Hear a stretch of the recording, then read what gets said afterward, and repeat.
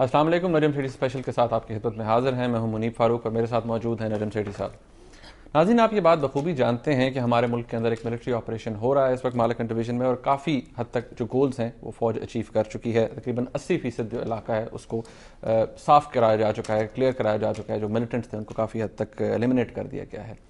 अब एक और ऑपरेशन जिसकी तैयारी मुकम्मल हो चुकी है और मोरलेस वो स्टार्ट भी कर दिया गया है बैतुल्लाह महसूद के खिलाफ। अब इसके बारे में बहुत से कंसर्न्स हैं। मुख्तलिफ पोलिटिकल पार्टीज़ और मुख्तलिफ डिफेंस एनालिस्ट ये कह रहे हैं कि क्या इस स्टेज पर इस ऑपरेशन को शुरू करना ठीक था। क्या इस बात का जवाब उन्हें मिल सकता है कि जो मालाकंड ऑपरेशन है उसको पहले मुकम्मल करके इस ऑपरेशन को क्यों नहीं स्टार्ट किया गया, इसको साथ क्यों स्टार्ट किया जा रहा है, और बैतुल्लाह महसूद आखिर है कौन, उसकी एग्जिस्टेंस क्या है। जिस तरह की कॉन्फ्लिक्टिंग स्टोरीज हमारे सामने आ रही हैं उन पर भी बात होगी कि एक्चुअली बैतुल्लाह महसूद कौन है, उसको फंडिंग कहाँ से होती है। एक बात तो आप भी जानते हैं, मैं भी जानता हूँ, हम सब जानते हैं कि इज़ अगेंस्ट इस्लाम। जो एक्टिविटीज़ बैतुल्लाह महसूद की हैं वो कोई भी मुसलमान नहीं कर सकता। उसके बाद हम एक और बहुत ही डेवलपिंग स्टोरीज़ है और इनफैक्ट जिसके बारे में बहुत ज़्यादा कंसर्न है हम सबको, वो है ड्रोन अटैक्स की। बातें होती हैं, मुख्तलिफ बयानात आते हैं, हुकूमत की तरफ से कहा जाता है कि जी हम कंडेम करते हैं, अमेरिका की कुछ और स्ट्रैटेजीज़ हैं, ओबामा एडमिनिस्ट्रेशन इसके बारे में क्या कहती है और इस मसले का हल क्या है, वो किसके पास इसका हल है, ड्रोन अटैक्स को किस तरह से कैटर किया जाए, किस तरह से कम हो, इसके बारे में हम बात करेंगे। स्टार्ट करते हैं अपना प्रोग्राम। सेठी साहब, थैंक यू वेरी मच। सेठी साहब, ऑपरेशन बैतुल्लाह महसूद के खिलाफ शुरू हो चुका है। इसकी बारे में ये गवर्नर साहब ने अनाउंस किया जी कि हम ऑपरेशन शुरू कर रहे हैं। सबसे पहली बात कि वही वाली बात है, गवर्नर साहब ने अनाउंस क्यों किया? Where is the prime minister? Where is the Prime Minister? Where is the President? Where is the Army Chief? Where is the Chief Minister of the North West Frontier Province? तो सवाल तो एक सवाल नहीं, बहुत से सवाल। गवर्नर साहब ने क्यों किया? देखिए, गवर्नर साहब फेडरल गवर्नमेंट के एजेंट हैं वहाँ।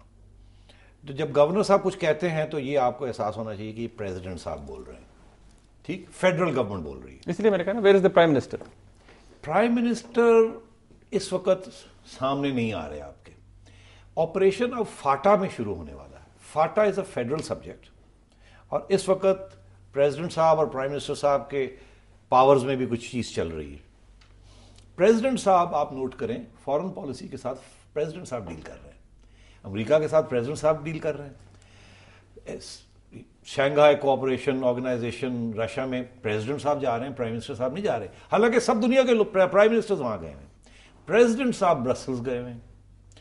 तो ये क्योंकि इसकी एक इंटरनेशनल अहमियत है, तो इसलिए मैं समझता हूं कि शायद गवर्नर साहब से शुरू करवाया कि गवर्नर साहब एक स्टेटमेंट दें कि हम ये करने वाले हैं। मगर इसमें कुछ मुझे दाल में काला नजर आ रहा है। अच्छा, सिर्फ काला नजर आ रहा है, दाल काली है? दाल नहीं काली है, मगर दाल में काला नजर अच्छा। आ रहा है। वो क्यों? वो इसलिए कि पहले क्या हुआ जब इन्होंने स्वात में ऑपरेशन किया, तो आपको याद होगा कि पहले आर्मी चीफ ने अनाउंस किया कि हम जा रहे हैं, ठीक, इस तरह आर्मी चीफ ने कुछ नहीं कहा। उसके बाद प्राइम मिनिस्टर साहब ने कहा कि हम जा रहे हैं और मैं फौज को भेज दिया मैंने।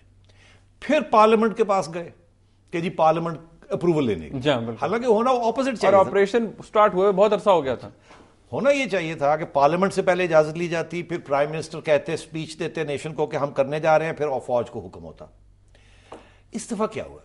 इस दफा बिल्कुल ना, वो रूट ही नहीं दिया उन्होंने।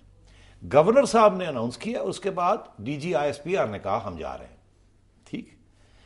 तो मैं ये समझता हूं कुछ दाल में काला है। वो क्या काला है? मैं कुछ स्पेकुलेट करना चाह रहा हूं यहां। अच्छा, कुछ खबरें आ रही हैं कि जिस पहाड़ पे या जिस माउंटेन रेंज पे बैतुल्लाह साहब बैठे हैं या रिट्रीट करके भागे हैं, वहां उनके पास 400-500 फॉरेन फाइटर्स के साथ वो वहां बैठे हुए। कहा जाता है उज़्बेक्स, चेचन्स, ताजिक्स, ये कहा जा रहा है। उनके ही लोग जो उनसे अलग हो चुके हैं अब, सही, उनके बयान आ रहे हैं, वो भी डिस्कस करते हैं। बिल्कुल। और ये वहां बैठे हुए हैं। और अभी एक हाल ही में एक लंदन टाइम्स के कॉरेस्पॉन्डेंट, जिसको शायद कुछ एक्सेस मिली है फौज की तरफ से, अच्छा, उनका एक आर्टिकल आया है जिसमें उन्होंने लिखा है कि बैतुल्लाह की जो सारी माउंटेन रेंज है उसको सराउंड कर लिया गया है, ओके, और अब आर्मी ऑपरेशन होने वाला है। अब मुझे ये बताएं कि गवर्नर ये बात करता है, उसके बाद डीजी आईएसपीआर ये बात करता है कि अब हम जा रहे हैं इसके पीछे। अब मुझे बताएं, अगर ये कहते हैं कि हम जा रहे हैं इसके पीछे और कल को इसको ये पकड़ते नहीं है या मारते नहीं है, तो इनका क्या हाल होगा? आप और मैं क्या कहेंगे? बिल्कुल सही, कि फेल हो गए ना, बिल्कुल फेल हो गए। 1010 क्वेश्चंस निकलते हैं। तो क्या ये इतने बेवकूफ हैं कि ये एक अनाउंस कर रहे हैं कि हम एक शख्स के पीछे जा रहे हैं, पब्लिक कर रहे हैं एक बात, और उसको हम नहीं छोड़ेंगे, और कल को अगर ये उसको नहीं पकड़ते तो फिर क्या होगा? दाल में क्या काला है? जरदारी साहब ने वो जो 5 मिनट का एड्रेस दिया था नेशन को, उसमें उन्होंने एक बात की जिसकी किसी ने तवज्जो नहीं उसकी तरफ दी आज तक। उन्होंने कहा जी बेतुल्ला मसूद ने बेनजीर को मारा। हालांकि जरदारी साहब की पोजीशन पहले थी कुछ और, बेनजीर ने खुद इल्जाम लगाया था पॉलिटिशियंस के ऊपर, मुशर्रफ के ऊपर, इंतजामिया, बल्कि जब दूसरे दिन बेनजीर की वफात के बाद दूसरे दिन बात हुई, कहा इंटीरियर मिनिस्ट्री ने बैतुल्ला इन्वॉल्वड है, तो उन्होंने कहा जी कि ये they have jumped on to a conclusion.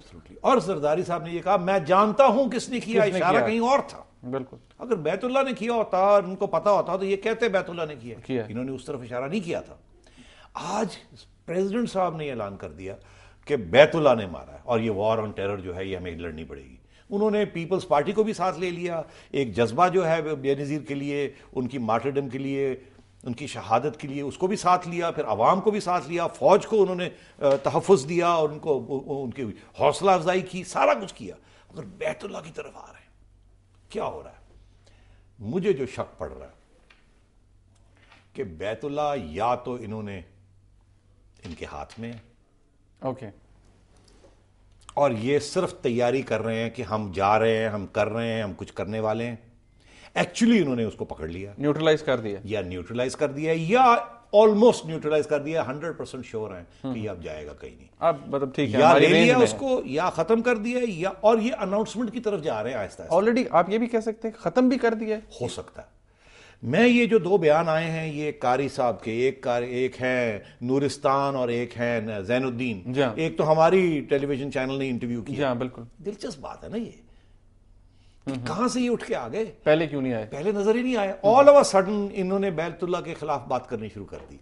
एक कहता है इस्लाम के खिलाफ है, दूसरा कहता है अमेरिकन इंडियन एजेंट है, इजरायली एजेंट है।